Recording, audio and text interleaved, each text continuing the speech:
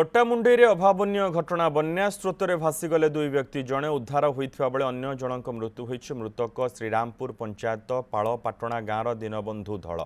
श्रीरामपुर और डामरपुर को संजोग करुवा रास्तार प्रखर स्रोत जो दुई जन व्यक्ति भासी जाते जड़े उद्धार होता बेले दीनबंधु प्रखर स्रोत भासी जाते। हिमाद्री भूषण माझी रही संपर्क अधिक सूचना सहित। हिमाद्री वर्तमान पर्यंत कौन सी खोज खबर जे केमिति से माने भासी गले से रास्ता दे यातायात करने विपज्जनक कि प्रशासन कौन सूचना रखी?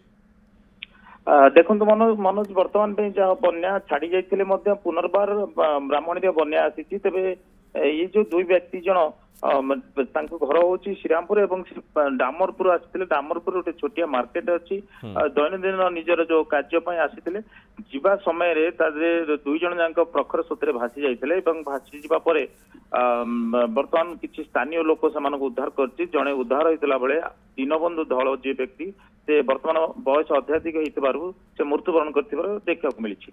मनोज बहुत बहुत धन्यवाद हिमाद्री समस्त सूचना।